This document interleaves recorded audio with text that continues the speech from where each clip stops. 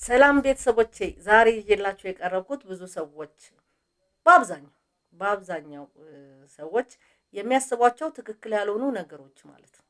እነዚህ ነገሮች ውስጣችሁ እናንተም የምታስቡት ከሆነ ልታስተካክሉት ይገባል። ምክንያቱም ስህተት ነው፣ ይጎዳችኋል፣ እናንተን ይጎዳል፣ ቤተሰብን ይጎዳል፣ ህይወትን ይጎዳል ማለት ነው። እነዚህ ነገሮች ምንድን ናቸው? እስኪ እንመልከታቸው። ገንዘብ ብቻ ደስታን ያመጣል ብሎ መገመት። ገንዘብ ጠቃሚ ነው ይታወቃል። ሰላም አይሰጥም፣ ጤና አይሰጥም፣ ጥሩ ግንኙነት አያመጣም፣ እንቅልፍም አይሰጥም። አልጋ ሊገዛ ይችላል ገንዘብ ማለት ነው። ስለዚህ ገንዘብ ብቻ ደስታን ያመጣል ብሎ ሰው ላይ ትኩረት ከማድረግ ይልቅ ገንዘብን ወደ መሰብሰብ፣ ገንዘብን ወደ መቀማት፣ ገንዘብን ወደ ማከማቸት ብዙ ሰዎች ይሄዳሉና ይሄ ትክክለኛ መንገድ አይደለም ማለት ነው። ሁሉም ሰው ይወደኛል ብሎ ማሰብ ወይም ደግሞ ሁሉም ሰው ሊወደኝ ይገባል ብሎ ማሰብ ይሄም ከባድ። ሁሉም ሰው ሊወደኝ ይገባል። ስለዚህ ከላይ የጥላቻ ምልክት ያሳያችሁን ሰው በጣም ትጠሉታላችሁ። ግን መብቱ ነው፣ መውደድ መብቱ ነው፣ መጥላትም መብቱ፣ ክብር መስጠት መብቱ ነው፣ አለማክበርም መብቱ ነው። ይሄንን ልናውቀው ይገባል። በተለይ እኛ አገር ላይ በጣም ከባዱ ይሄ ነው። እኔ ልወቅልህ፣ እኔ ያልኩህን አርግ፣ እኔ ያልኩህን እመን፣ እኔ ያልኩህን ተናገር፣ እኔ ያልኩህን እንደዚህ የሚባል ነገር አለ። በጓደኝነት እንኳን ያ መሪ የተባለው ጓደኛ እሱን ካልተከተለ ሰው የሚወደው የሚያከብረው አይመስሉም። ስለዚህ ሁሉም ሰው ይወደኛል ብሎ ማክበር፣ ሁሉንም ሰው ደግሞ ለማስደሰት ጥረት ማድረግ አይቻልም። ይሄም ትክክል አይደለም ማለት ነው። ስኬት ፈጣን ነው ብሎ የሚያስቡ ሰዎች አሉ። ይሄ ነው ትልቁ ከባዱ ነገር ማለት ነው። በጣም በቶሎ መኪና መግዛት፣ ቤት መስራት፣ የተለያዩ ነገሮች ማድረግ የሚፈልጉ ሰዎች ያው በስራ ለማደግ የሚፈልግ ሰው መንገዱ ትንሽ ጎበር በጣ ነው። ስለዚህ ምን ማድረግ ያለባቸው ያልተገባ ጥቅም ውስጥ ገብተው ቶሎ መኪና፣ ቶሎ ቤት፣ ቶሎ ምናምን ይዘው ብቻ ቶሎ ታይተው ቶሎ ይከስማሉ እነዚህ አይነት ሰዎች ማለት ነው። ስለዚህ ከነዚህ መጠንቀቅ መቻል አለብን።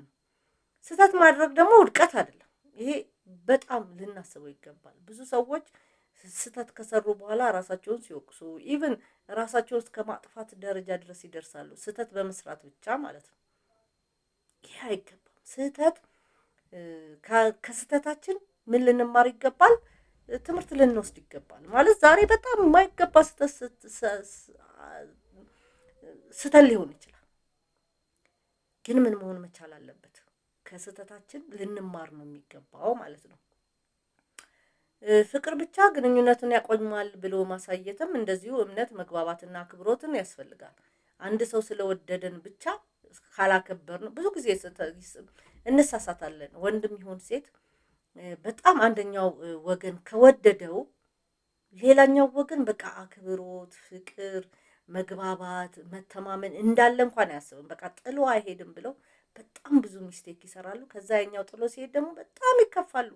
ራሳቸውን እስከ ማጥፋት፣ ራሳቸውን እስከ በቃ በውድቀት ውስጥ እስከ መሄድ ድረስ ይደርሳሉ ማለት ነው።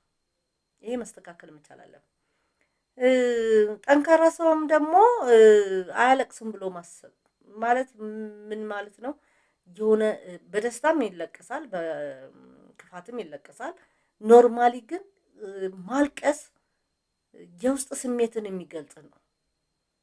የማሳካትም የመሸነፍም የሁለቱ ምልክቶች ስለሆነ ጠንካራ ሰው አያለቅስም ብሎ ማሰብም ጥሩ አይደለም ማለት ነው። ደስታን ወደፊት ብቻ ይመጣል ብሎ ማሰብም ጥሩ አይደለም። ብዙ ጊዜ ይሄን ሳገኝ ደስ ይለኛል፣ ይሄን ሳገኝ እንደዚህ ያደርጋለሁ እያለ እየቀጠሩ ደስተኛ ሳይሆኑ እነዛ የተባሉትንም ነገሮች ሳያገኙ ብዙ ጊዜ ህይወታቸውም ደስተኛ ሳይሆኑ የሚከርሙ ሰዎች አሉና ደስታችንን ዛሬ ለመፍጠር መሞከር መቻል አለብን ማለት ነው። ለውጥም አስፈሪ ነው ብሎ ማሰብ እውነት ነው፣ ዋጋ ያስከፍላል። እውነት ነው፣ ሰዓት ይፈልጋል። እውነት ነው፣ ለውጥ ዝም ብሎ አይመጣም። ፔንም ሊኖረው ይችላል። ግን ያንን መቀበል ነው። ፈርተን መቅረት መቻል ስለሌለብን ለውጥ ሁሌ ያስፈራል ብለን ልናስብ አይገባም ማለት ነው። ሁልጊዜ ጠንካራ መሆን አለብኝ ብሎ ማሰብም ይሄም ከባድ። ብዙ ጊዜ ሰዎች የሚጎዱት ለዚህ ነው። ሁሌ ጠንካራ ነኝ፣ ሁሌ አንደኛ ነኝ፣ ሁሌ እንደዚህ ነኝ ብሎ ያስቡና ያ በማይሆንበት ሰዓት ምን ይፈጠራል? ራሳቸውን ዝቅ እንዳሉ አድርገው ያስቡታል ማለት ነው። ስለዚህ ይሄም መስተካከል መቻል አለበት። በስተመጨረሻ ህይወት ሁልጊዜ ፍትሃዊ ናት ብሎ ማሰብ ፍትሃዊ አይደለች። ሁልጊዜ ፍትሃዊ ናት ብላችሁ ባላንስ እያደረገ ይሄዳል ብላችሁ ልታስቡ አይገባም ማለት ነው። እና ሁልጊዜ ህይወት ፍትሃዊ አይደለችም። ቤተሰቦቼ እንግዲህ ዛሬ ያስኩላችሁ ይሄን ይመስላል። እነዚህ ነገሮች በውስጣችሁ ካሉ ደግሞ መስተካከል ያለባቸውን እንድታስተካክሉ ጋብዛችኋለሁ። አመሰግናለሁ። ላይክ፣ ሼር፣ ሰብስክራይብ እንድታደርጉ ጋብዛችኋለሁ። ሀሳብ ካላችሁ ደግሞ በኮሜንት ብትነግሩን ብዙ ነገሮች ማስተካከል እንችላለን። አመሰግናለሁ።